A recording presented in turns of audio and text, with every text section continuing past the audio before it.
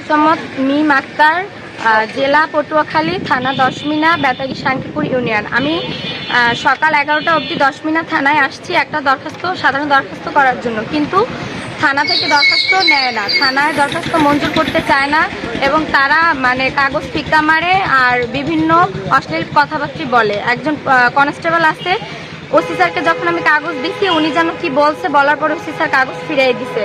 আর যখন থানা থেকে যে পূর্বের মামলা ছিল ওই মামলার চার্জশিট কোর্টে দিতে আমার কাছে টাকা চাইছে। তো যাই হোক, ওইটা আগের বিষয়, আমি তাদের টাকা দিচ্ছি, টাকা দেওয়ার পরে তারা চার্জশিট দিছে, এটা কোনোই না। কিন্তু এখন আমি একটা মানে পূর্বের শত্রুতা ধরেই আসামিরা আমাকে ভয়ভীতি দেখায়, এই জন্য আমি থানায় একটা দরখাস্ত করতে আসছি। এখন আমার দরখাস্ত প্রাণনাশের হুমকি দেয়। আমার ওসি স্যারের কাছে গেছি, তাও আমার দরখাস্ত নিতে চায় না। এখন আমার এসপি স্যারের কাছে আবেদন যাতে আমার দরখাস্তটা মঞ্জুর করা হোক। নাগরিক হিসেবে আইনের অধিকার আছে, আমার দরখাস্ত তারা নিয়ে তদন্ত করুক, যদি সত্যি হয় তাহলে আমি বিচার পাবো, না হলে নাই। কিন্তু তারা দরখাস্ত নিতেই চায় না।